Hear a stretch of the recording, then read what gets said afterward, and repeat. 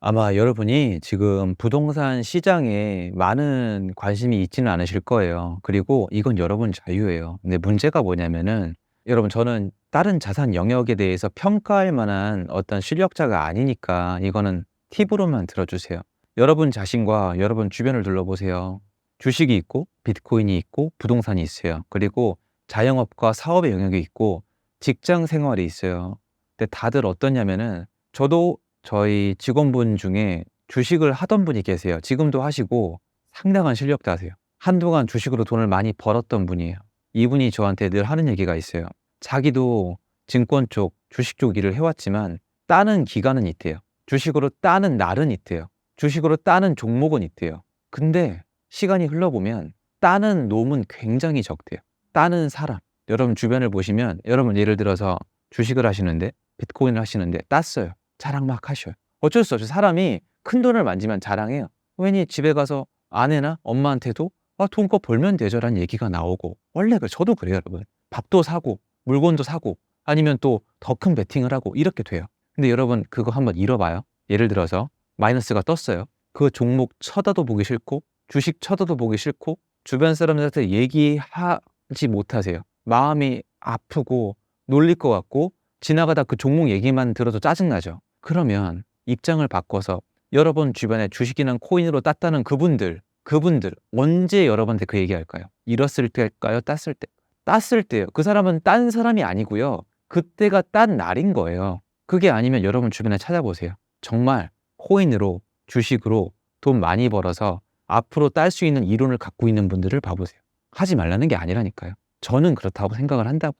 이런 면에서 일반적인 서민이 국민이 장기간적으로 봤을 때 확률이 제일 높은 건 여전히 아파트예요. 부동산이 아니에요. 부동산 영역 만만치 않아요. 제가 상가, 토지, 구분상가가 진짜 힘들거든요, 여러분. 지옥이에요. 정말 만만치 않은데 차라리 통분물이 훨씬 쉬워요. 토지가 있으니까. 아니면 시행까지 만만치 않아요. 다만 아파트는 비교하자면 만만해요. 아파트예요. 내가 투자금이 적다는 이유로 이걸 내팽겨치고 다른 걸 하고 계시잖아요. 그러지 말고 아파트에 내가 작은 금액으로 할 수 있는 게 없는가를 한번 공부해 보세요. 하라는 게 아니에요. 공부 안 할 분들은 하면 안 돼요. 아까 말씀드렸잖아요.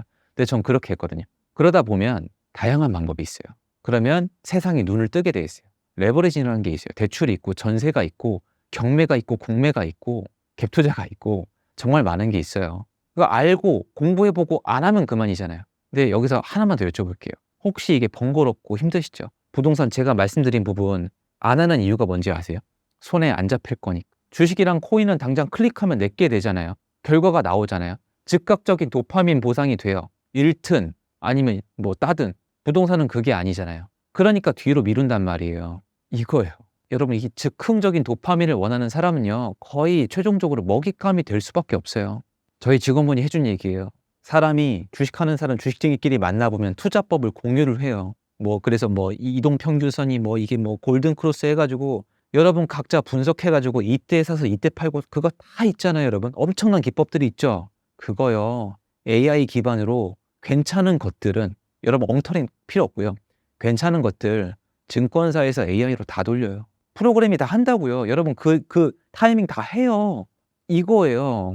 다시 한번요. 하지 말란 뜻이 아니라 여러분은 학교 다니면서 엄마 아빠가 전교 1등 해오라 그러면은 엄청 짜증내실걸요? 이렇게 낳아놓고 바라는 것도 많다고? 반에서 1등도 하기 어려워요. 제가 옛날에 해외 기업에 면접을 간 적이 있어요.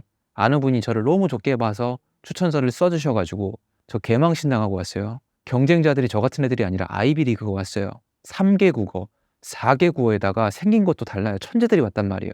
망신당하고 왔어요. 여러분이 특히 단타로 주식 코인으로 벌겠다는 건 저 같은 애들이 거기 가서 걔네를 제끼겠다는 거랑 다른 게 없어요. 해외 증권사들이랑 사모펀드들이 주식시장이랑 그런 코인 시장에 왜 활동을 하고 있다고 생각하세요? 목적은요 단 한 가지예요. 수익이에요. 야 그러면 뭐 부동산 시장은 만만하다는 거냐? 상대적으로 만만하죠. 여기에 지금 세력이 어디 있어요? 부동산 시장에. 여러분 서울 아파트 시장의 작전이라고 들어보셨어요? 그런 게 어디 있어요? 서울 아파트 시장 그렇게 못 움직여요. 왜냐면 서울 아파트 시장을 작전을 치려면 이 사람이 있는데 1가구 1주택자예요. 지금 거의 강남은 이렇거든요. 이 사람 집을 뺏어야 돼요. 야 너 반포주공 아파트 나 작전 칠 거니까 나한테 팔어. 이 순간 어떻게 돼요? 예를 들어서 이 아파트가 40억짜리면 뭐라 그럴 것 같아요? 한 70억 주면 팔게. 이게 됩니까? 제일 공평한 영역은 놔두고 공부도 안 하고 이상한 프레임 씌워서 악마라 그러고 안 하면서 세력들이 득실득실거리면서 도파민 갖다가 돈 빨아가는 데는 돈을 다 갖다 바치는 게 한국의 현실이에요. 왜 이렇게 해야 되냐고요. 여기 나온 김에 말씀드리는 거예요. 들어주실 거니까. 제 말이 뭐가 틀려요 이게. 하지 말라는 게 아니라 파는 제대로 보자고요. 전 그래서 제가 부동산 시작하기 전에 주식시장에서 한번 날려먹었거든요. 저 그때 진짜 힘들었어요. 더 놀라운 게 뭔지 아세요? 그 주식시장 저 망한 거 있잖아요. 여러분 많이 경험 있으실 건데요. 들고 있었으면 돼요. 근데 못 들고 있겠더라고요. 근데 부동산은 저 부동산 처음 들어와서 돈 번 거 아니에요. 저를 많이 이상하게 왜곡하시던데 모함하시고 전혀 아니고요. 제가 여러분 생각을 해보세요. 한 18년 전에 들어왔으면은 안 좋을 때잖아요. 저 분양권 손 잘못됐다가 4년 동안 진짜 개고생했어요. 근데 문제가 뭔지 아세요? 못 팔아요. 이게 포인트였어요. 저한테는 이게 축복이에요. 안 팔려요. 그리고 팔아도 소용이 없어요. 대출이 있으니까. 그리고 이거 한번 물리고 4년 동안 돈이 안 모이는 거예요. 대출이자 내면서. 그래서 공부했어요. 살라고. 제가 그때 처음 접했던 게 폭락론이에요. 하우스포 같은 책 읽고 잠도 못 자고 많이 힘들었어요. 내가 이렇게 멍청했구나. 내가 이것도 모르고 집을 샀구나. 내가 깝쳤구나. 벌을 받는구나. 별의별 생각을 다 하면서 절망을 느꼈어요. 근데 공부했잖아요. 현실적으로 공부를 했는데 몇 년이 지나니까 그 사람들의 말은 현실이 되지 않았고 어떤 분의 말들이 현실이 되는 거예요. 그래서 그분들에게 배우고 그분들의 책을 읽고 제대로 된 공부하기 시작했어요. 그렇게 공부하면서 돈을 미친 듯이 모으면서 베팅을 시작을 했는데 시장이 온 거예요. 그 시장은 저한테 어마어마한 변화를 가져다 줬거든요. 듣기 나쁘셔도 쓴소리가 좋을 때가 있잖아요. 여러분 지금 뭐 하고 계세요? 부동산 공부 안 하고 계시죠? 지금 안 좋으니까. 지금 다른 거 하고 계시잖아요.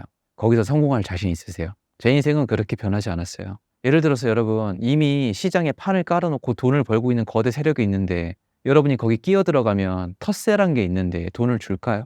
주는 날은 있겠죠. 도박장도 가면 첫날은 따게 해줘요. 도박하면서 전재산 날린 분들 중에 여러분 예를 들어서 이런 거랑 똑같아요. 여러분이 도박을 200판 했어요. 200판 다 잃었어요. 전재산 날릴 것 같으세요? 절대 전재산 다 안 날려요. 일정 금액만 날리지 전재산 안 날려요. 200판 중에 한 90판을 딴 사람이 있다. 이 사람이 전재산을 날려요. 중간에 올인하거든요. 이런 시장은 기웃거리시면 안 돼요. 근데 부동산 시장은 그렇진 않거든요. 그리고 마지막으로 구차한 변명을 하나 하고 갈게요.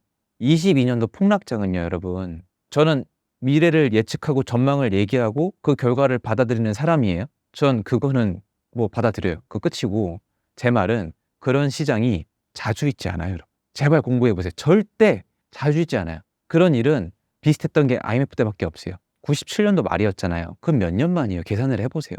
거의 20여 년 만에 터진 거잖아요. 자주 없는 일이니까 그걸 가지고 부동산 위험합니다 라고 생각하지 말아주세요. 그렇게 따지면 다른 자산 시장은 더 위험하지 않아요. 그래서 뭘 하시든 여러분이 어느 자산 영역에 있든 사업을 하든 투자를 하든 똑같은 마음으로 이 시장에 해당 영역에 내가 귀신이 되겠다. 거의 내가 저 괴물이 되겠다. 이런 마인드를 가지고 하시면은 다 잘 될 거예요. 제 영역은 여기일 뿐이지 제 말이 다 맞다 이런 건 아니니까 참고하셔가지고 특히 저희 젊은 여러분 미래 대비에 요만큼이라도 도움 됐으면 좋겠습니다. 그리고 들어주셔서 감사합니다.